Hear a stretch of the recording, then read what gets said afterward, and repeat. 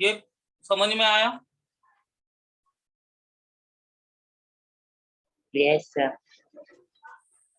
Other students?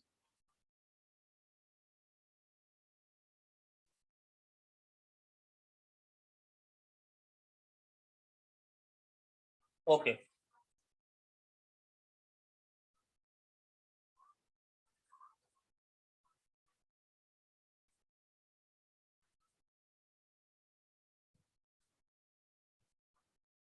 अब ये जो semi conservative method of DNA replication है उसको एक्सपेरिमेंटली प्रूव किया गया है दो साइंटिस्टों के द्वारा। उनके नाम है semi conservative replication is proved by Meselson and Stahl. ये दो साइंटिस्ट थे जिन्होंने semi conservative method of replication को प्रूव किया था in E coli, right,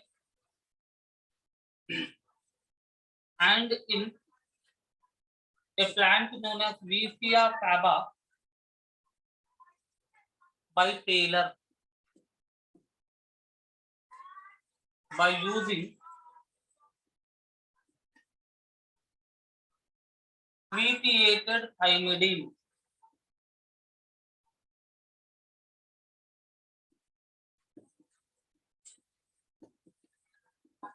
You know isotopes of hydrogen. This is deuterium, this is tritium. What is this? This is called as tritium. So Taylor scientist ने tritium को use करके विसिया फाबा plant में semi conservative method of DNA replication को prove किया था। Okay, now we are going to study about Meselson and Stahl experiment, how he proved semi-conservative method of DNA replication. Okay, अभी ध्यान से सुनो।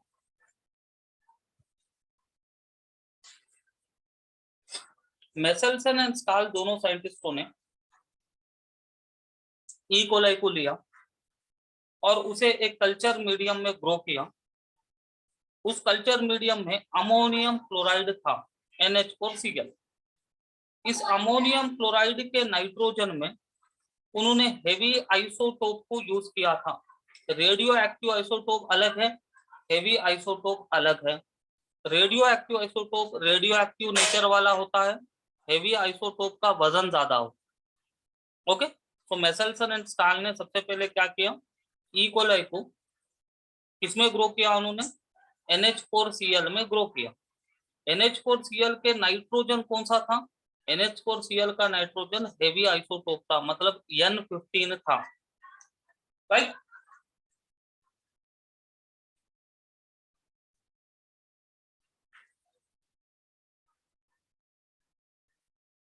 नाउ उन्होंने ई कोलाई लिया, देख दी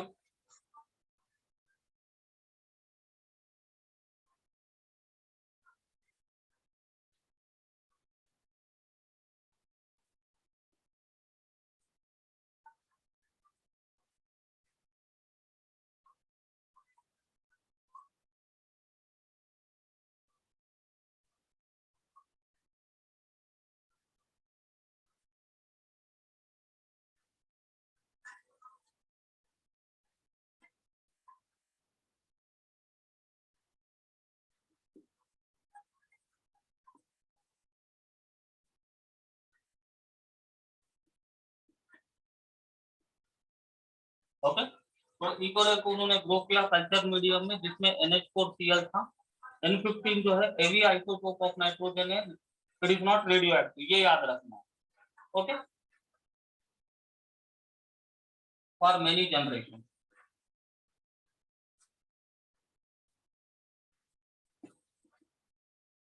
This is the point one. So they have took E. coli, they have grown E. coli in a culture medium containing ammonium chloride। Ammonium chloride का nitrogen heavy था, वजनदार था। कब तक? बहुत जनरेशन तक, F1, F2, F3, F4 like that, many generation they have grown. इसके वजह से क्या होता है, due to it N15 that incorporated into nitrogen bases of E. coli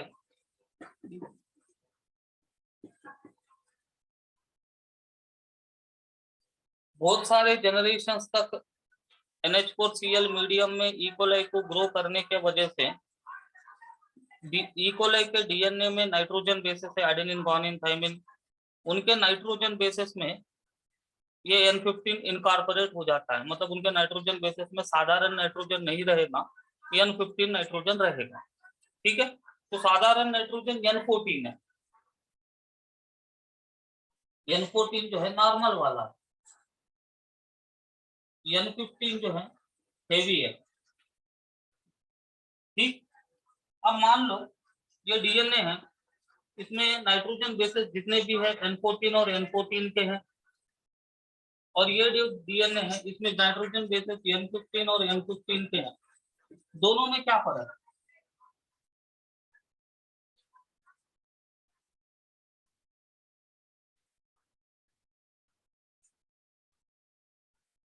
दोनों में क्या फर्क?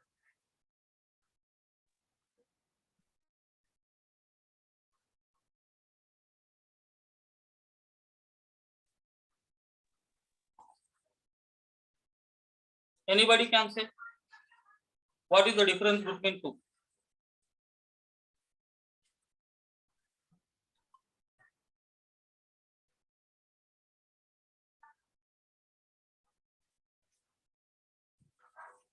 हार्दिका, कैन यू से?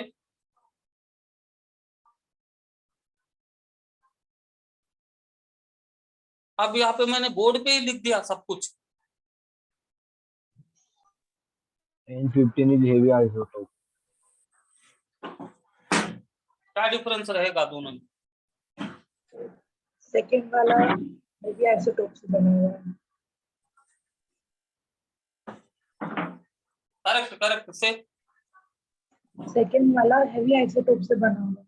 हाँ, सेकंड वाला हेवी आइसोटोप से बना है नाइट्रोजन के।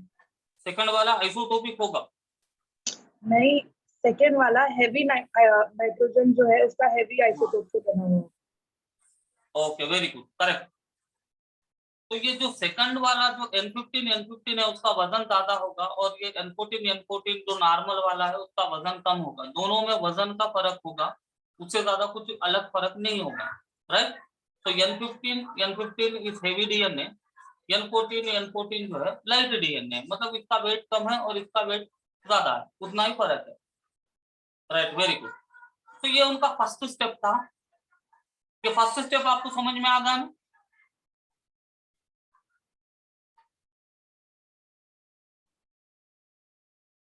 फर्स्ट स्टेप सभी के समझ में आया?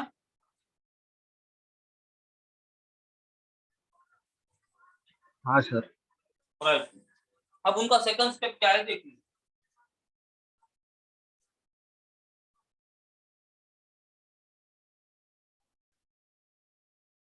अब उनका सेकंड स्टेप ये था, अब ये जो डीएनए बना है N15 वाला है और N15 वाला है, मैं लिख रहा हूं नाम हेवी डीएनए। अब फिर इन्होंने क्या किया, एक 20 मिनट तक NH4Cl मीडियम में लगा दी। NH4Cl ये जो है साधारण नाइट्रोजन वाला अमोनियम क्लोराइड है, उसमें डाल दी। ठीक है, उसमें डालने की वजह से फिर क्या हुआ, इसके दो डीएनए बने, जो फर्स्ट डीएनए, सेकंड डीएनए, जो फर्स्ट डीएनए, जो सेकंड डीएनए। कैसा बना? N15 वाला एक स्ट्रैंड बना, N14 वाला एक स्ट्रैंड बना, N15 वाला एक स्ट्रैंड बना, N14 वाला एक स्ट्रैंड बना। अब ये दोनों को कहा जाता है हाइब्रिड डीएनए।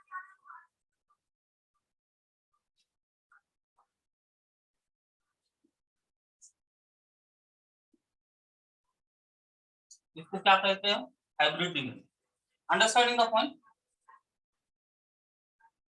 ये क्लियर है?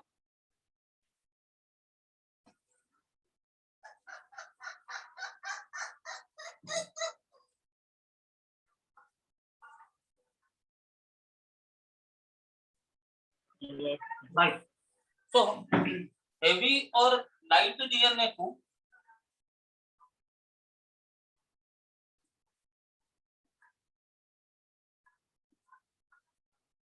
Can be separated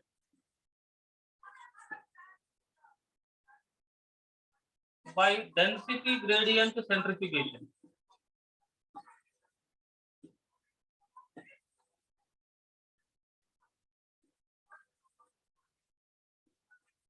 In density gradient centrifugation in cesium chloride, CeSCl.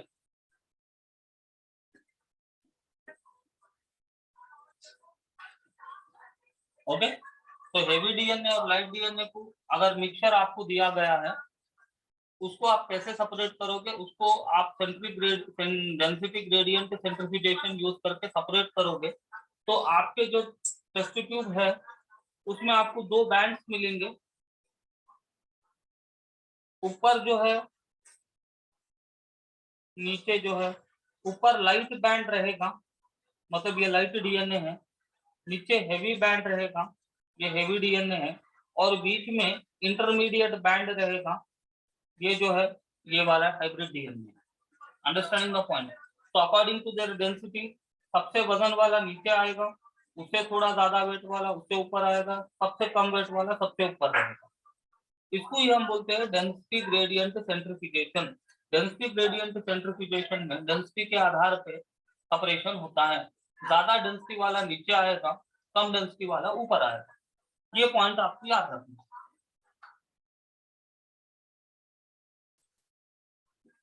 और मेसेल्सन एंड स्टाल साइंटिस्टों ने सीजियम क्लोराइड को यूज किया था।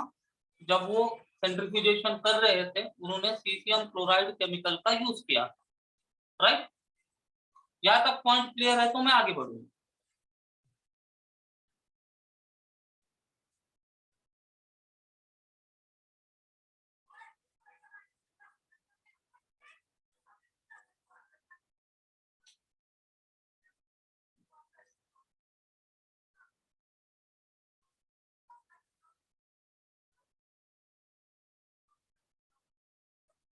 राइट। ना अभी थर्ड स्टेप में क्या हुआ देखिए।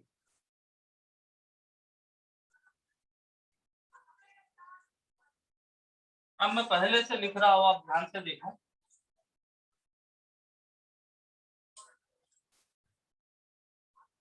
ये इकोलाई है, उसका अंदर उसका डीएनए है। मैं ऐसा उतार रहा हूं फॉर कन्वीनियंस। अब मैंने इसको बहुत सारे जनरेशन किसमें ग्रो किया, इसको बहुत सारे जनरेशन तक मैंने NH4Cl15 वाले मीडियम में ग्रो किया। तो अब इसका जो डीएनए रहेगा वो N15 और N15 वाला रहेगा, जिसको हम कहते हैं हेवी डीएनए। क्लियर? अब इस हेवी डीएनए को मैंने 20 मिनट तक NH4Cl मीडियम में ग्रो किया, जिसमें लाइट डीएनए है। तो मुझे एक सेल से दो सेल्स बनेंगे, तो उसी प्रकार से एक डीएनए से मुझे दो डीएनए मिले, जिसमें एक स्ट्रैंड में N15 था, एक स्ट्रैंड में N14 था, एक स्ट्रैंड में N15 था, एक स्ट्रैंड में N14 था। इसको हम बोलते हैं लाइट इंटरमीडिएट हाइब्रिड डीएनए। फिर मैंने एक्सपेरिमेंट सेम कंडक्ट किया और 40 मिनट मैंने इसको लगाया।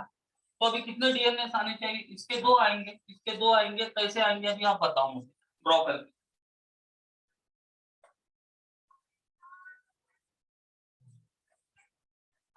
Same medium.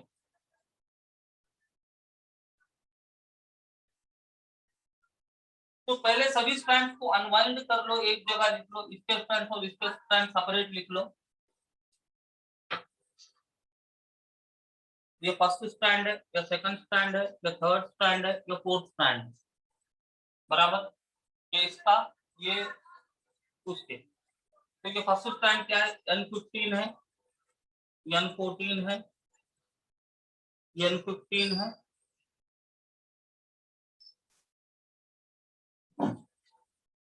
ये जो है N14 है, दिख नहीं रहा ना?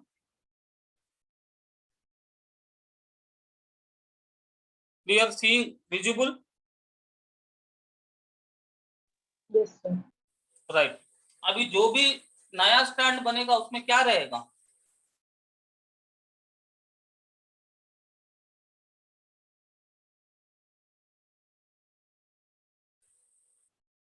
अब जो भी नया स्टैंड बनेगा उसमें कौन सा कौन सा नाइट्रोजन रहेगा, N14 वाला रहेगा या N15 वाला रहेगा?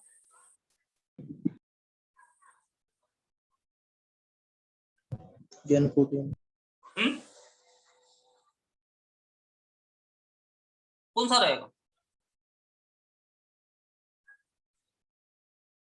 बहुत इजी है, आप सोच रहे नहीं।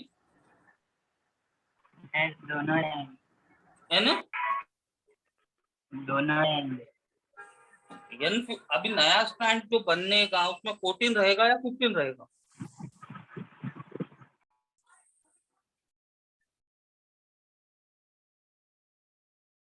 Very good. तो अभी जो नया स्टैंड बनेगा उसमें 14 ही रहेगा, क्योंकि माध्यम क्या है, अभी मीडियम कौन सा है, NH4Cl14 वाला है। तो नया स्टैंड में जो नाइट्रोजन बेस रहेगा वो N14 ही रहेगा, अंडरस्टूड नो? तो अभी इसका स्टैंड हो जाएगा N14, इसका भी स्टैंड होगा N14, इसका भी स्टैंड होगा N14 और इसका भी स्टैंड होगा N14। तो कितने लाइट डीएनए थे, कितने हाइब्रिड डीएनए थे, कितने इंटरमीडिएट डीएनए थे?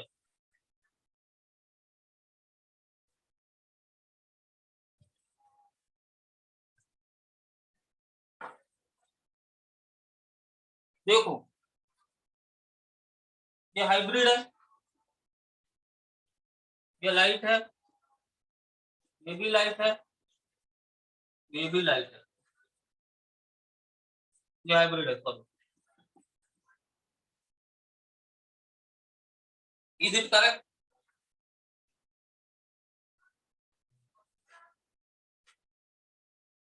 Is it correct? Yes, sir. Right. Now conclusion. अब और फर्दर आप करके देखोगे ना तो लाइट डीएनए, हाइब्रिड डीएनए फिर नहीं मिलेगा, लाइट डीएनए ही मिलेगा। Increase in light DNA and decrease in hybrid DNA proves semi-conservative method of DNA replication। ये पॉइंट है कंक्लूजन अपना। Increase in light DNA, decrease in hybrid DNA, ये हमें prove करता है कि डीएनए रेप्लिकेशन जो है सेमी कंजर्वेटिव मेथड से होता है। Understanding the point?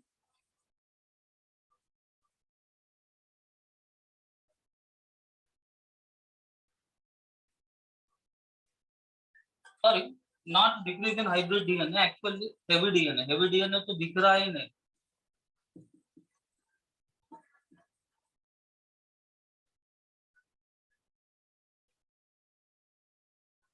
Clear?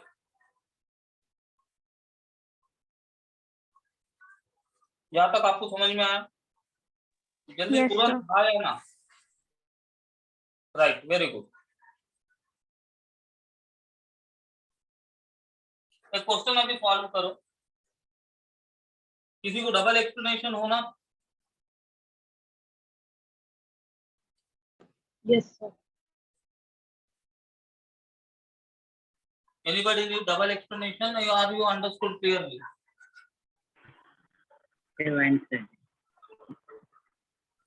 Okay. तो सबसे पहले जो है ई कोलाई को हमने NH4Cl मीडियम में ग्रो किया,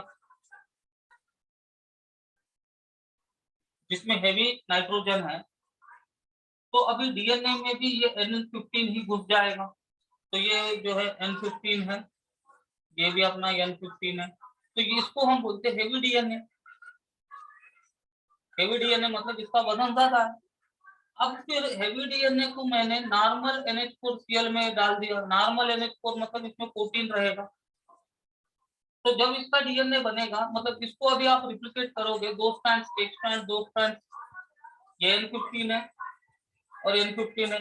तो सेमी कंजर्वेटिव का मतलब, मेथड का मतलब क्या है? सेमी कंजर्वेटिव मेथड ही वो मेथड है जिसमें एक नया स्ट्रैंड रहेगा, एक पुराना स्ट्रैंड रहेगा। ये पुराना स्ट्रैंड है, ये पुराना स्ट्रैंड है। अब इसका नया स्ट्रैंड कैसे बनेगा? अब मीडियम देखो N14 है, तो इसका नया स्ट्रैंड में नाइट्रोजन के इसमें N14 ही रहेगा और इसमें भी N14 ही रहेगा।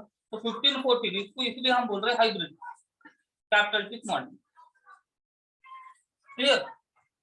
अब फिर से इसको मैंने ग्रो किया NH4Cl में, जो इसमें नॉर्मल वाला है, ठीक है।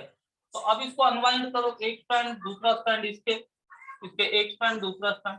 तो हमें मालूम है सेमी कंजर्वेटिव मेथड का रूल, एक नया एक पुराना। पुराना आज चीज है N15, ये N14 है, ये N15 है, ये N14 है। अब नया स्ट्रैंड कैसे बनेगा? N14 वाला ही बनेगा, क्योंकि मीडियम N14 है। 14 14 14 14। अब काउंट करो, 4 डीएनए बने, राइट। अभी 4 डीएनए में N15 N14 क्या है? हाइब्रिड है। ये क्या है? लाइट है। ये क्या है? हाइब्रिड है। वो लास्ट वाला भी लाइट है, like this. Clear? Right.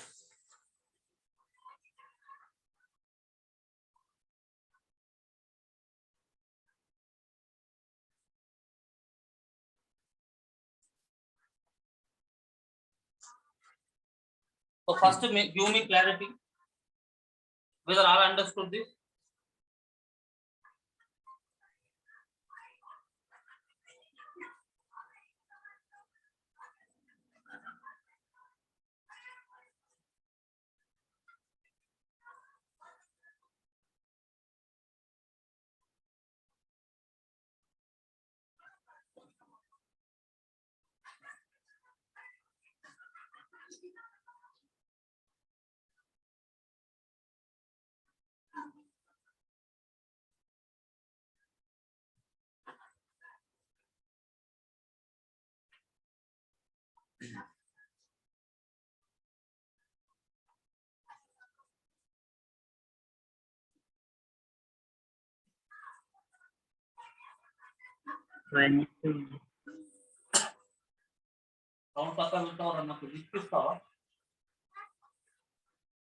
What is the ratio of light and hybrid DNA after third generation?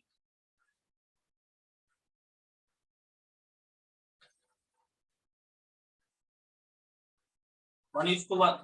One is to one. No. Reason here, third generation किसको कंसिडर करना है? अभी तक हमने सेकंड जनरेशन तक ही पढ़ा है। फर्स्ट जनरेशन में हाइब्रिड ही मिलेंगे पूरे, सेकंड जनरेशन में हाइब्रिड लाइट है। थर्ड जनरेशन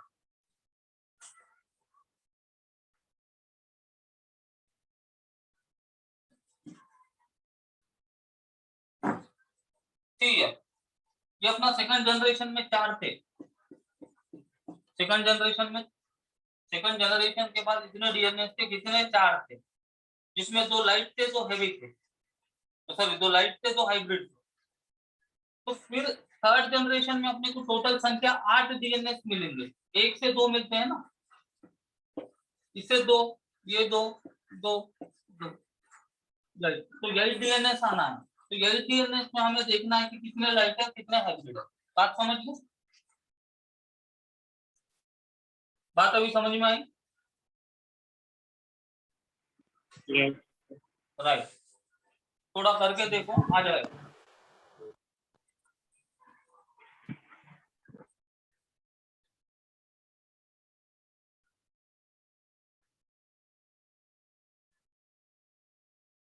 बोर्ड थोड़ा ब्लर हुआ क्या?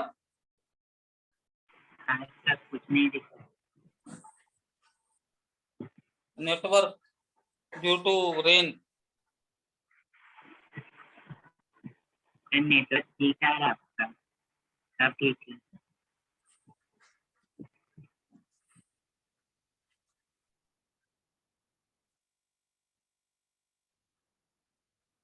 Absolutely correct. Very good, Tejas. 1:7. Correct.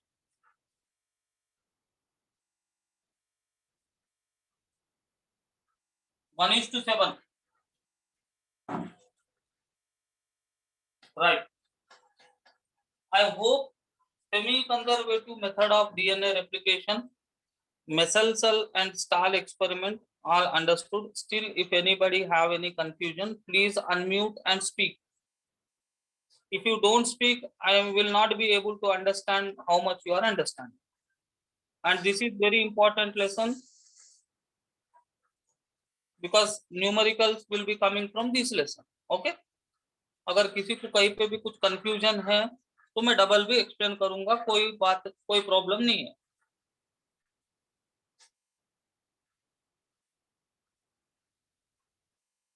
Right. Okay, so this is the Mesel and Stahl experiment. Let us study now in detail DNA replication.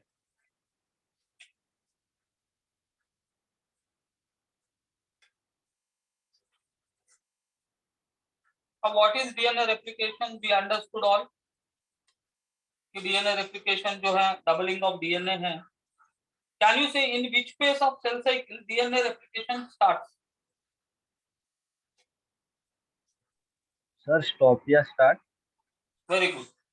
DNA replication जो है S phase of cell cycle में होता है.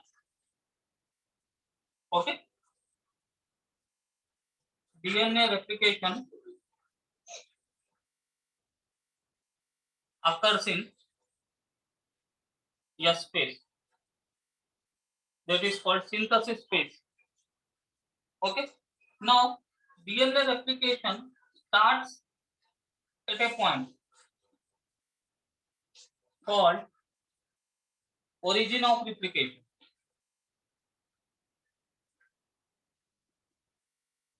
Which is also called OREC. मान लो ये DNA है तो DNA replication एक पॉइंट से स्टार्ट होता है, उस पॉइंट को ही मतलब डीएनए ऐसा it will be called no, it will be starting from a point, suppose यहाँ से स्टार्ट हो रहा है तो उसको हम बोलते हैं origin of replication. DNA replication जहां से स्टार्ट होता है उस पॉइंट को कहा जाता है origin of replication.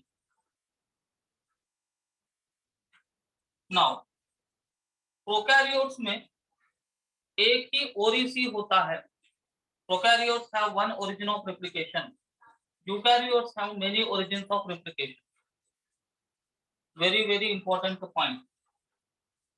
So prokaryotes have only one origin of replication. Eukaryotes will have many origins of replication. Clear? Now DNA replication में सबसे important enzyme है DNA polymerase.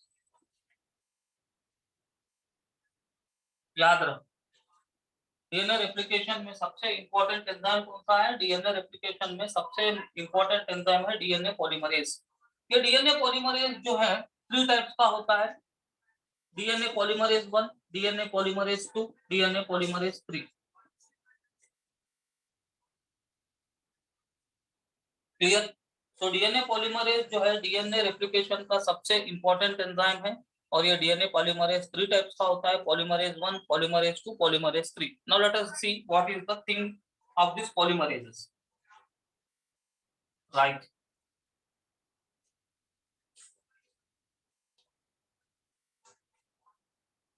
Now polymerase activity. Polymerase activity का मतलब होता है, मान लो एक मेरा स्ट्रैंड है, ये दूसरा स्ट्रैंड है, इसको एक्सटेंड करना है, इसको हम बोलते हैं पॉलीमरेज एक्टिविटी। स्ट्रैंड बनाना पॉलीमरेज एक्टिविटी है। इसका मतलब ये हुआ स्ट्रैंड कैसे बनेगा? एक न्यूक्लियोटाइड, दूसरा न्यूक्लियोटाइड, तीसरा न्यूक्लियोटाइड, चौथा न्यूक्लियोटाइड, ये जब जुड़ जाएंगे तो स्ट्रैंड खुद ब खुद बनेगा। इसको ही हम बोलते हैं पॉलीमरेज एक्टिविटी। ठीक है? तो polymerase activity means increasing the strand. Now एक होता है एक्सोन्यूक्लियस एक्टिविटी। एक्सोन्यूक्लियस एक्टिविटी का मतलब है न्यूक्लियोटाइड्स को रिमूव करना, न्यूक्लियोटाइड्स को निकाल देना।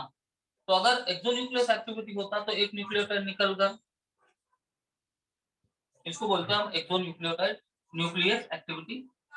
This is polymerase activity. Removing of nucleotides is exonuclease activity. Clear? These 2 points are clear?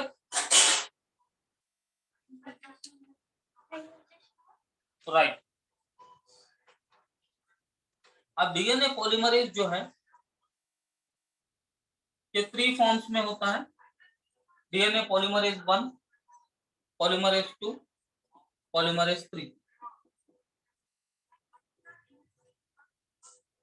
ये सभी पॉलीमरेजेस में all have 5 to 3 polymerase activity and 3 to 5 exonuclease activity.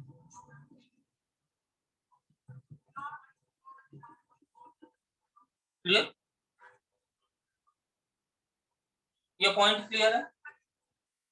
जो पॉलीमरेज 3 जो है मेन एंजाइम ऑफ रिप्लिकेशन है।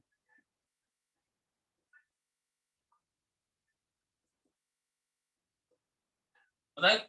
ये पॉलीमरेज 1 की एक स्पेशलिटी होती है, इसको 5 to 3 पॉलीमरेज एक्टिविटी भी है, 3 to 5 एक्सोन्यूक्लियस एक्टिविटी है, साथ साथ 5 to 3 एक्सोन्यूक्लियस एक्टिविटी भी होता है।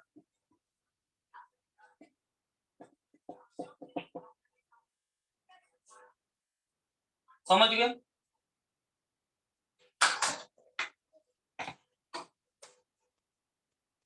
थोड़ा 2 मिनट देखो, कुछ अगर कंफ्यूजन है तो यू आस्क मी।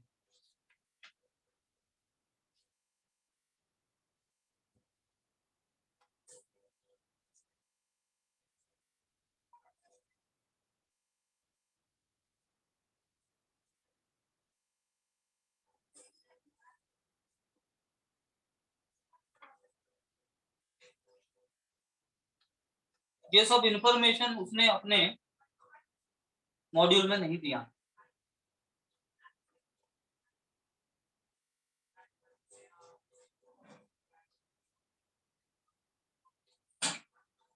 राइट? ये पॉलीमरेज का जो एवरेज रेट होता है 4000, सॉरी नॉट 4000, 2000 बेस पेयर्स पर सेकंड। मतलब एक सेकंड में वो 2000 बेस पेयर्स को जोड़ देता है। क्लियर? ई कोलाई जो है अपना रिप्लिकेशन 18 मिनट्स में कंप्लीट करता है। मतलब एक डीएनए से 2 डीएनए बनाने के लिए उसको 18 मिनट लगते हैं।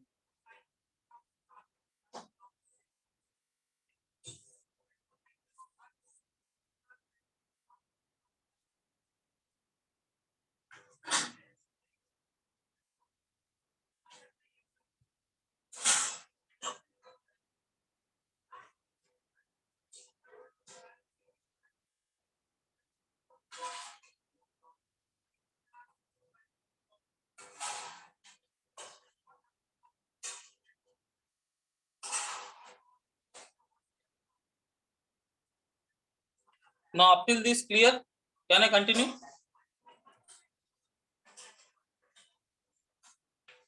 Yes, sir. Any confusion you ask?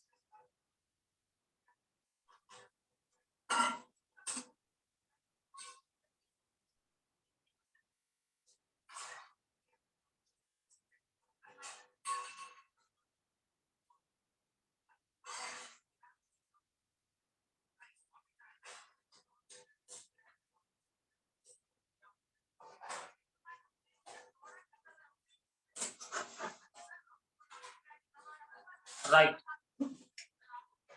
No confusion? Very good.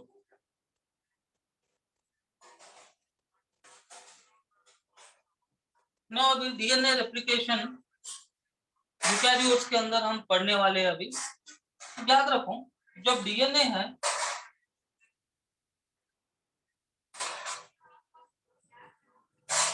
ये पूरा एंटांगल्ड है, ये कॉइल्ड है, तो सबसे पहले तो इसे अनवाइंड होना पड़ेगा।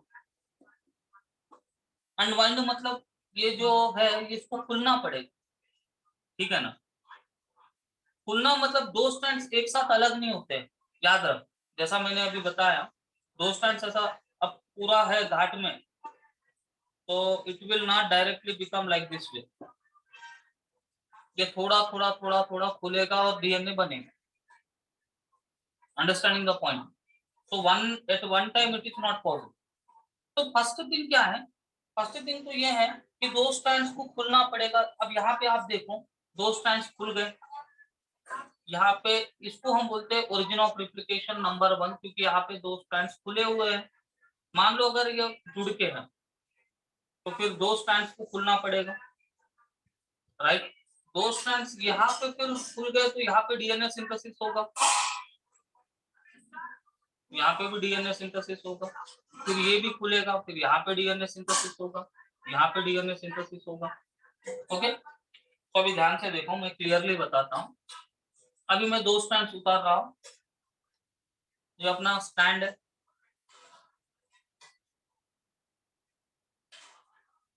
ठीक है, ये अपना डीएनए। अब सबसे पहले क्या है, ये खुलना पड़ेगा, खुल गया, ये अपना ओरिजिन ऑफ रिप्लिकेशन है। तो यहाँ पे धीरे धीरे धीरे धीरे डीएनए बनेगा, नया वाला स्ट्रैंड बनेगा, फिर ये भी खुलेगा, राइट। अब धीरे धीरे धीरे डीएनए यहाँ पे भी बनेगा। अब फिर अल्टीमेटली दो डीएनए बनेंगे, ultimately you will get two DNAs. How you will get two DNAs? Black and blue DNAs you will get. Okay. So what I am saying, first of all, two strands of DNA जो है, जो जुड़ के हैं, उनको unwind होना पड़ेगा, और अनवाइंड होने के लिए एक एंजाइम लगता है जिसका नाम है हेलिकेज। Helicase unwinds DNA. अगर हेलिकेज नहीं है तो डीएनए रेप्लिकेशन ही नहीं हो पाएगा, क्योंकि स्ट्रैंड्स नहीं खुल पाएंगे, बराबर ना। तो जब स्ट्रैंड्स नहीं खुल पाएंगे तो फिर डीएनए रेप्लिकेशन नहीं हो पाएगा। तो स्ट्रैंड्स को कौन खोलेगा? स्ट्रैंड्स को हेलिकेज एंजाइम अनवाइंड करेगा, और जैसे ही स्ट्रैंड्स खुल गए फिर क्या गारंटी है, फिर से वो जुड़ भी सकते हैं, राइट। तो एसएसबीपी प्रिवेंट्स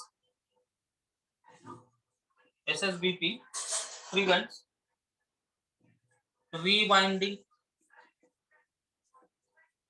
ऑफ डीएनए। बात मेरी समझ में आ रहा है? एसएसबीपी का मतलब होता है सिंगल स्ट्रैंडेड बाइंडिंग प्रोटीन,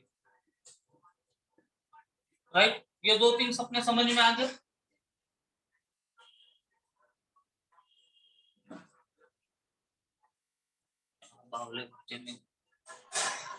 ये दो पॉइंट्स अपने क्लियर है? Yes, sir. So DNA coiled structure है, तो उसको पहले खुलना पड़ेगा। खुलने के लिए पहले हेलिकेज एंजाइम आएगा और स्ट्रैंड को खोल देगा। खोलने के बाद फिर से भी जुड़ सकते हैं वो। फिर एसएसबीपी जो है जुड़ने से वो बचाता है, और जब स्ट्रैंड खुलता है तो उसमें एक टेंशन प्रोड्यूस होता है, एक प्रकार का डिस्टर्बेंस प्रोड्यूस होता है। तो उस डिस्टर्बेंस को हटाने के लिए और एक एंजाइम आता है जिसका नाम है टोको आइसोमरेज। टोको आइसोमरेज टोको isomerase relieves tension created in DNA due to unwinding। जब दो स्ट्रैंड्स डीएनए के सेपरेट होते हैं तो उनमें कुछ टेंशन क्रिएट होता है, टोकोआइसोमेरेज ये टेंशन को संभाल लेता है, राइट। नाउ डीएनए रेप्लिकेशन के लिए क्या चाहिए? Requirement primer. Primer means short stretch of DNA, मतलब एक छोटा डीएनए का स्ट्रैंड, उसको हम बोलते हैं प्राइमर। सेकंड, उसको एक एंजाइम चाहिए DNA polymerase, right, DNA polymerase, और साथ ही साथ उसको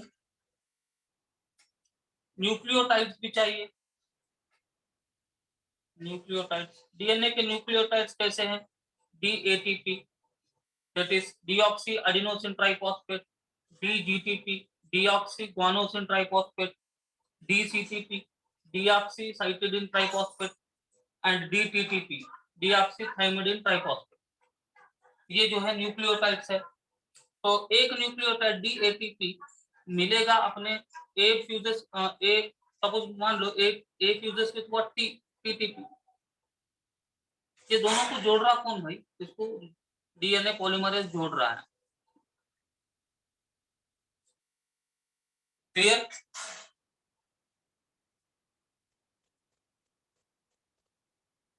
जहां तक पॉइंट्स अपने क्लियर है या कुछ कंफ्यूजन है तो आप बताओ।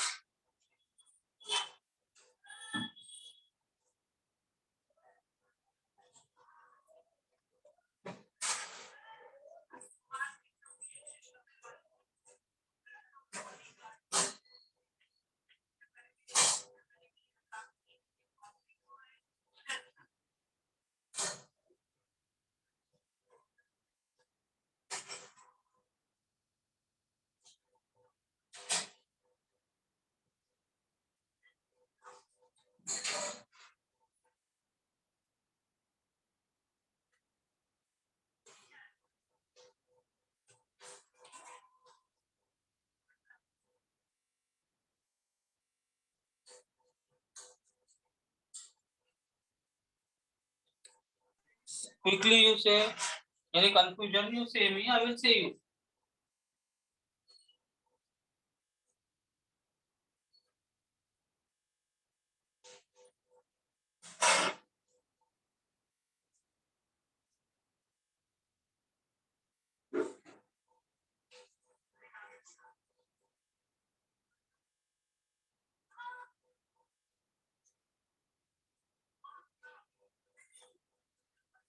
You think any doubt you are getting, you ask me.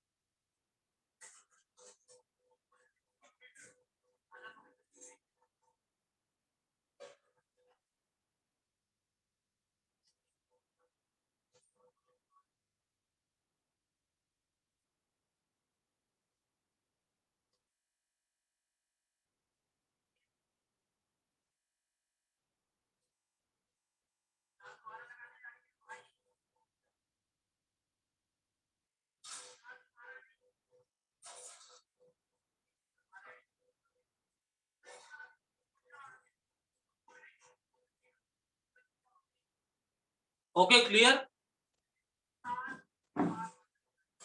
Yes, sir. Any confusion to anybody? No, sir. Right.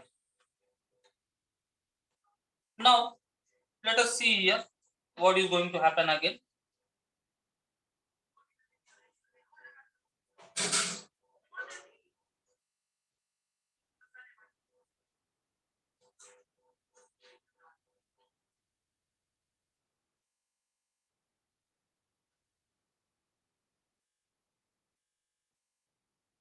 Now, this is our stand now. This is a DNA.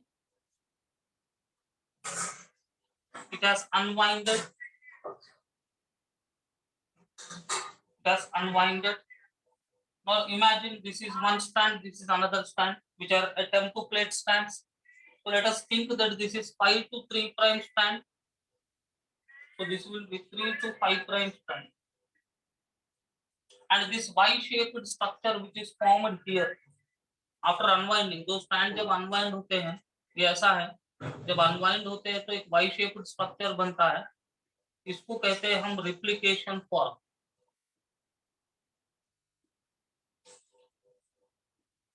Replication fork, मैं यहाँ पे definition लिख देता हूँ, RF, it is Y-shaped structure formed due to unwinding of DNA। Replication fork क्या है? एक Y-shaped structure है जो डीएनए के अनवाइंडिंग से बनता है। ठीक है, ये अपना रिप्लिकेशन फॉर्क है। ले लिया, ये लिख लिया, जल्दी लिख लो क्योंकि मुझे इसे मेटना पड़ेगा।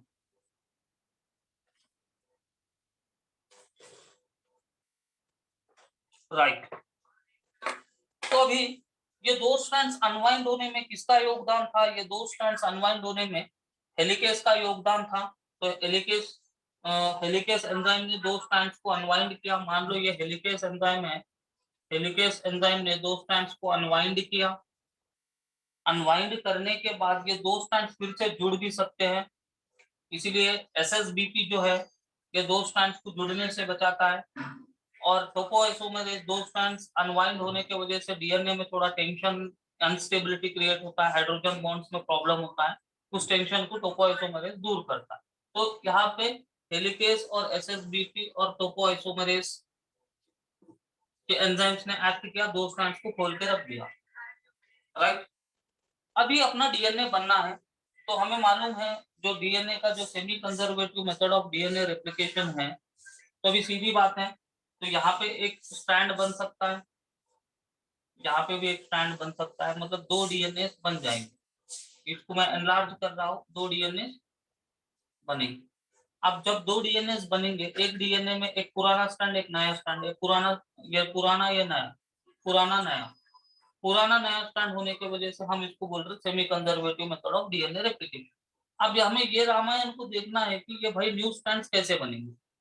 ठीक है, ऐसा तो मैंने सिंपली कह दिया कि नया स्ट्रैंड बनेगा, बट कैसे बनेगा, उसका प्रोसेस क्या है, उसका लॉजिक क्या है, हमें इस पे ध्यान देना है। राइट, हमें मालूम है डीएनए पॉलीमरेज एक ऐसा एंजाइम है जो 5 to 3 प्राइम डायरेक्शन में पॉलीमरेज कर पाएगा। राइट, 3 to 5 प्राइम डायरेक्शन में वो पॉलीमरेज नहीं कर पाए, याद रख, 3 to 5 प्राइम डायरेक्शन में वो पॉलीमरेज नहीं कर पाए। Right, clear?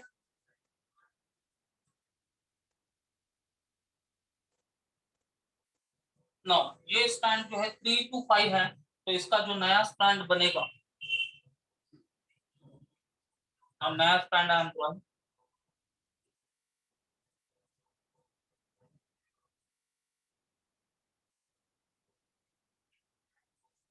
ये कैसे बनेगा 5 to, और इसको बनाने में किसका योगदान है? इसको बनाने में अपना पॉलीमरेज एंजाइम का योगदान है। डीएनए पॉलीमरेज, राइट, क्योंकि ये 5 to 3 है, आराम से काम होगा, तो कोई प्रॉब्लम नहीं है। जो डीएनटीपी मतलब डीऑक्सी न्यूक्लियोटाइड ट्राइफॉस्फेट, मतलब डीएटीपी, डीसीटीपी, डीजीटीपी, ये सब एक एक को जोड़ जोड़ के स्ट्रैंड को बना देगा। यहाँ पे कोई प्रॉब्लम नहीं है, कोई प्रॉब्लम नहीं है, बात समझ गए?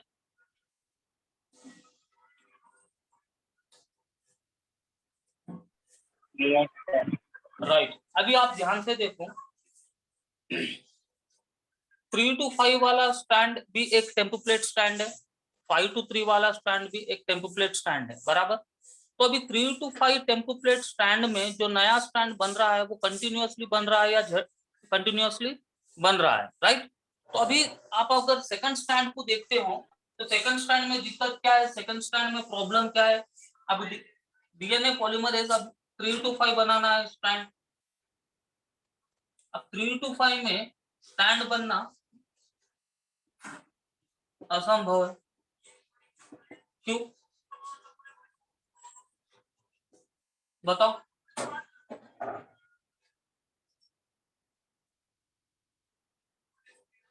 वाई?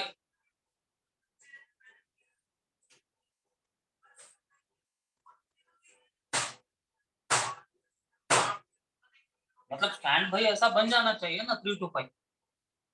फिर क्या दिक्कत, क्या प्रॉब्लम है? साउंड करते ना किसका? एनीबॉडी कैन से क्या प्रॉब्लम है, 3 to 5 में स्टैंड क्यों नहीं बनता?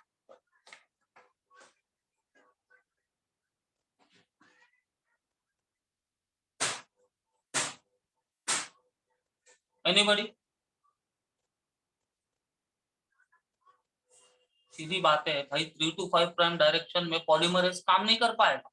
हमने पॉलीमरेज एंजाइम की प्रॉपर्टी देखा कि वो 5 to 3 में ही पॉलीमरेज एक्टिविटी करेगा। पॉलीमरेज एक्टिविटी मतलब स्टैंड बनाने वाला काम वो 5 to 3 डायरेक्शन में ही कर पाएगा, 3 to 5 डायरेक्शन में वो नहीं कर पाएगा। 3 to 5 डायरेक्शन में वो स्टैंड निकालने का काम करेगा, एक्सोन्यूक्लियस एक्टिविटी होगा। 5 to 3 प्राइम डायरेक्शन में it has only polymerase activity, 3 to 5 में वो पॉलीमरेज एक्टिविटी नहीं कर पाएगा, ये रीजन है। समझ गए?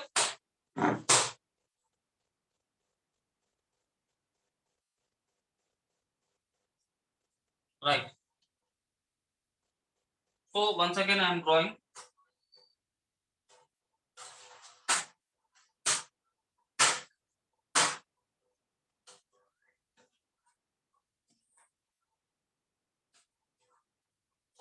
ये अपना रिप्लिकेशन फॉर्म। अब मैं एंजाइम्स नहीं लिखा, आपको तो आइडिया है, मैं यहाँ पे लिख रहा हूँ भी हेलिकेज जैसे बीपी टोपो आइसोमरेज। अब इन्होंने अपना काम कर दिया, दो स्ट्रैंड्स को खोल के रख दिया, राइट। अब ये स्ट्रैंड का भी लेबलिंग देख लो आप, 3 to 5, 3 to 5। अब यहाँ पे नया स्ट्रैंड बना,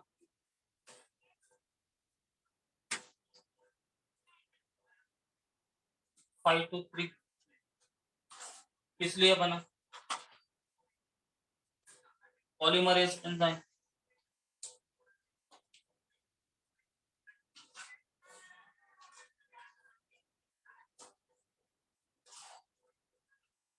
क्लियर? तो अभी फर्स्ट वाला स्टैंड अपना आराम से बन गया। अभी प्रॉब्लम सेकंड स्टैंड बनाने में है।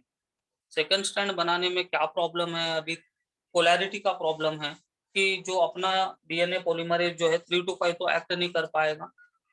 तो इसीलिए क्या होता है, इस डायरेक्शन में स्ट्रैंड बनेगा, क्योंकि ये 3 to 5 है, तो ये जो बनने वाला स्टैंड है 5 to 3 रहेगा। तो पहले small stretch of DNA called primer is form. ठीक है, तो स्मॉल स्ट्रेच ऑफ डीएनए जो है प्राइमर बनेगा। क्या बनेगा? प्राइमर बनेगा।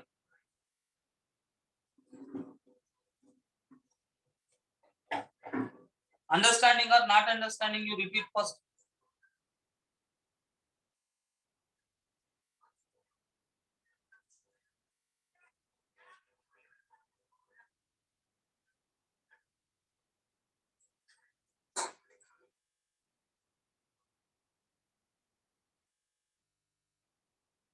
Understanding, sir.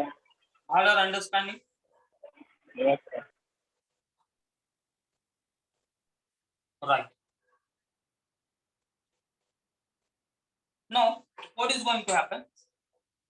So, in the second strand, as polymerase ज्यादा देर तक क्या बोलते हैं, ज्यादा देर तक वो नहीं कर पाएगा, तो फिर एक प्राइमर को बनाएगा। प्राइमर मतलब स्मॉल स्ट्रेच ऑफ डीएनए। अब मैं प्राइमर उतार रहा हूं ग्रीन कलर से।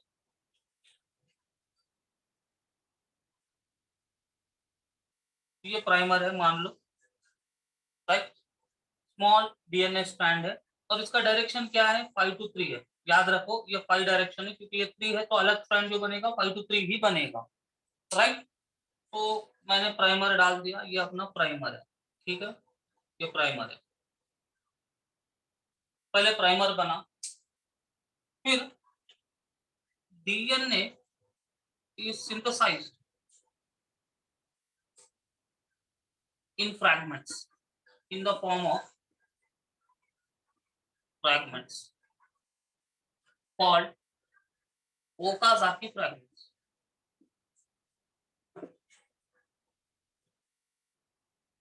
अब डीएनए कैसे बनेगा, यहाँ पे टुकड़े टुकड़ों में बनेगा जिसको हम कहते हैं ओकाजाकी फ्रैगमेंट। ये ओकाजाकी फ्रैगमेंट नंबर 1, ये ओकाजाकी फ्रैगमेंट नंबर 2, ये Okazaki fragment number 3। DNA is synthesized in the form of fragments called Okazaki fragments। और ये ओकाजाकी फ्रैगमेंट्स को यहाँ पे जोड़ने के लिए प्राइमर की आवश्यकता पड़ती है, बगैर प्राइमर के ओकाजाकी फ्रैगमेंट्स यहाँ पे नहीं आ सकते हैं, ठीक है। तो Okazaki fragments DNA is synthesized in the form of fragments called Okazaki fragments। अब ये ओकाजाकी फ्रैगमेंट्स को जोड़ दिया जाता है लाइगेज से, ठीक है। तो अभी देखिए आप, एक नया स्ट्रैंड बन गया जो 5 to 3 प्राइम डायरेक्शन वाला है, राइट। उसके बाद प्राइमर को निकाल दिया जाता है प्राइमेज एंजाइम ऐड करके, आरएनए प्राइमेज एंजाइम ऐड करके, ठीक है। तो जो ये स्ट्रैंड में पहले प्राइमर बनेगा, प्राइमर एक छोटा डीएनए का स्ट्रैंड है। प्राइमर बनने के बाद ओकाजाकी फ्रैगमेंट्स डाल दिए जाएंगे। ओकाजाकी फ्रैगमेंट्स जो है फ्रैगमेंट्स ऑफ डीएनए है। फिर ओकाजाकी फ्रैगमेंट्स को लाइगेज एंजाइम से जोड़ के नया स्ट्रैंड बनेगा। मतलब ये स्ट्रैंड जो है मस्त है, ये पूरा काट पीट वाला स्ट्रैंड है। अंडरस्टैंडिंग द पॉइंट हियर में। So now 3 to 5 prime direction का जो स्ट्रैंड है, जो टेम्पोप्लेट है, उसपे जो स्ट्रैंड बना है वो उसको कहा जाता है कंटिन्यूअस स्ट्रैंड, क्योंकि 5 to 3 प्राइम कंटिन्यूअसली स्ट्रैंड बन रहा है। और दूसरा जो स्ट्रैंड बन रहा है उसको कहा जाता है डिसकंटिन्यूअस स्ट्रैंड। व्हाई? बिकॉज़ वो टुकड़े टुकड़ों में बन रहा है। Okay, point is clear now? Later primer is removed by RNA primase।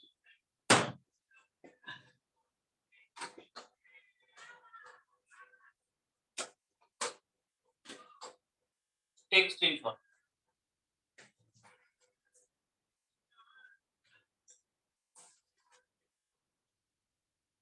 Right. अब फिर से ध्यान दो, पूरा मैं बैठ रहा हूँ, फिर से उतार रहा हूँ, थोड़ा फोकस करो। स्क्रीनशॉट ले लिए?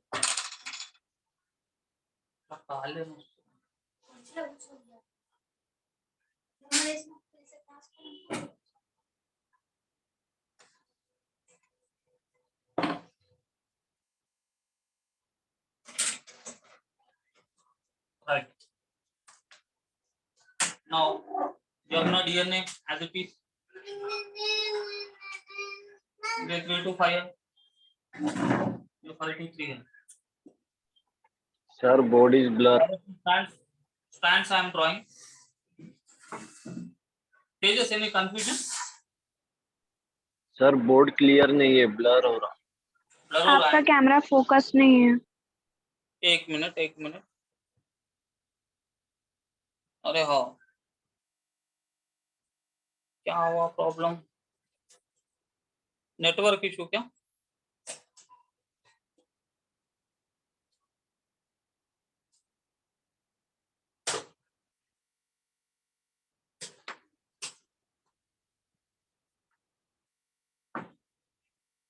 ये क्या? Okay, clear? यस। राइट। तो अभी मैं ये बोल रहा था कि अभी और एक बार आप ध्यान से सुनो। अब अपना ये डीएनए है, ये अनवाइंड हुआ, ये स्टैंड को लेबल कर लो आप। ये स्टैंड कौन सा है? 3 to 5 है, ये 3 to 5 है। अब यहाँ पे जो नया स्टैंड बना है कंटिन्यूअसली बना है, और यहाँ पे स्टैंड जो है इस डायरेक्शन में बन रहा है, बराबर। डायरेक्शंस करेक्ट है?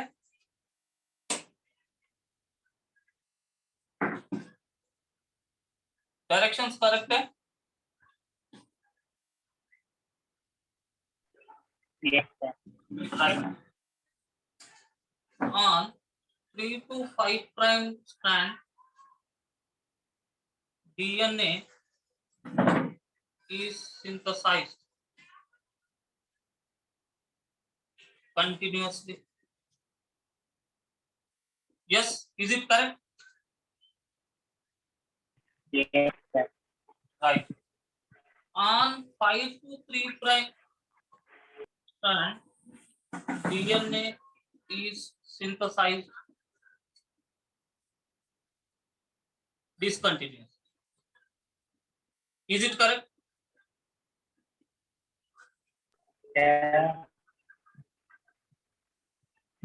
5 to 3 टन वाला ये है ना continuous. On this strand, 3 to 5 prime strand, DNA is synthesized continuously.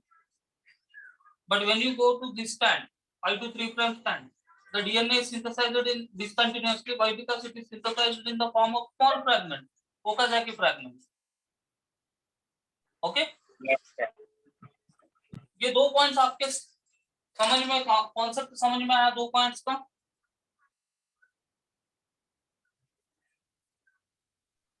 Yes, sir.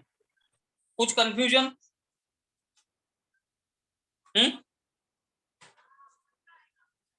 कुछ कंफ्यूजन? बताओ, कोई प्रॉब्लम नहीं, बताते जाओ. No, sir. Yes. हर्ष, एनी कंफ्यूजन? No, sir. तेजस? राइट. सो ये तो अपना पॉइंट क्लियर है. तो इसीलिए हम बोलते हैं replication of DNA is semi discontinuous. Replication of DNA को हम क्या बोलते हैं? Semi discontinuous. बिकॉज वो कंटिन्यूअस भी नहीं है ना डिसकंटिन्यूअस है, 50-50 है. तो वी से the replication of DNA semi discontinuous. Clear?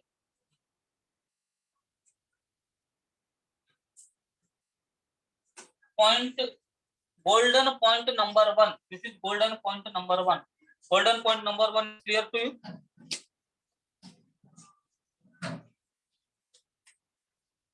Yes, sir.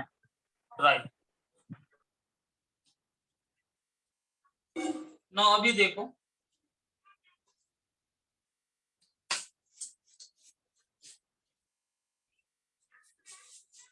three to five templates is called leading template.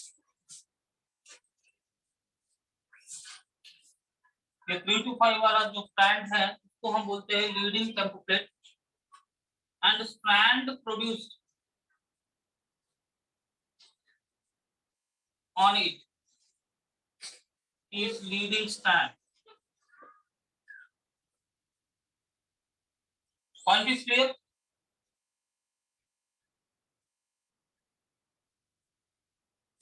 Golden point number 2, 3 to 5 वाला जो स्टैंड है वो टेम्पोप्लेट है, उसको कहा जाता है लीडिंग टेम्पोप्लेट. इसके ऊपर जो स्टैंड बन रहा है उसको हम बोलते हैं leading stand.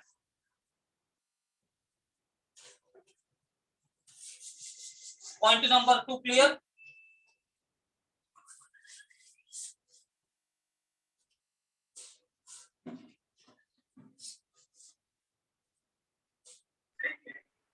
Yes.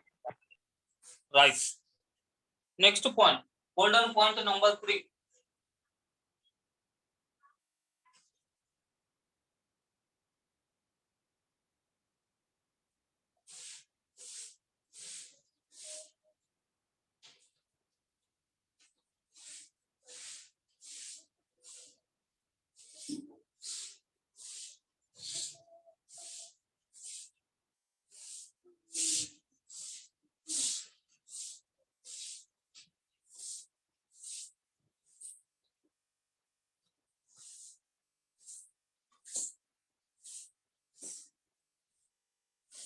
Point clear?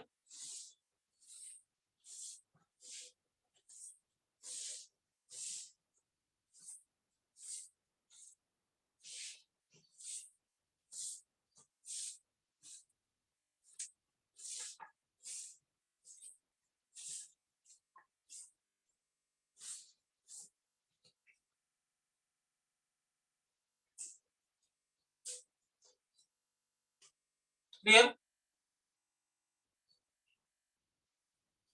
Right. Golden time point number 4.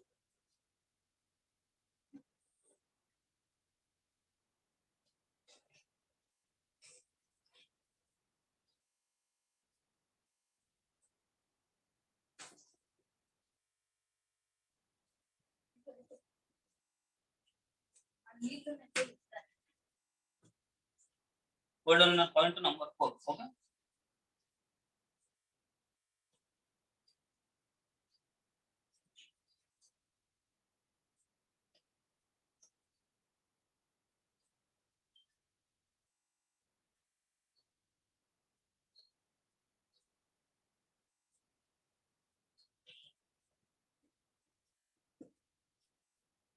Which is your answer?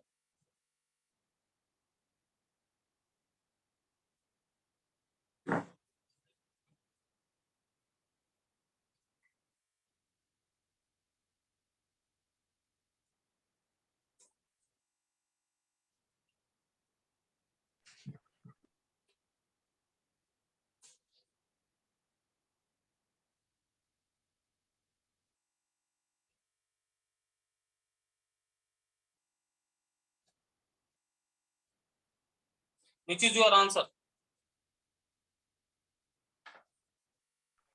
Absolutely correct. Yeah, continue. Discontinuous. Is not discontinuous. Synthesis on building stand is continuous. Continuous. Okay.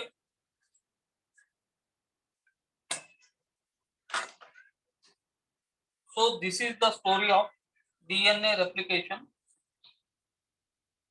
from NCERT and module. But DNA replication is still more complicated process.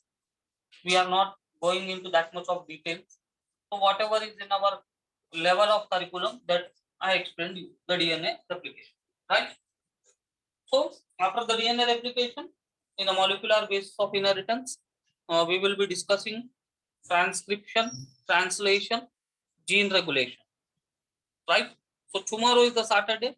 So on Saturday, I will solve all the numericals till DNA replication, which are in our module. All the numericals means and which are mentioned in the module. I will select today near about 10 or 15 numericals. We will solve them tomorrow so that your all confusions will be clear, right? I will explain you how to calculate the numericals also. 7.2 kb, some informations are given. So I will explain them tomorrow. And then on Monday, you can write your exam as usual, right? Okay then. So I'm ending the session. Have a nice time. Anything, any confusion you can raise. Otherwise, I'm going to end the session.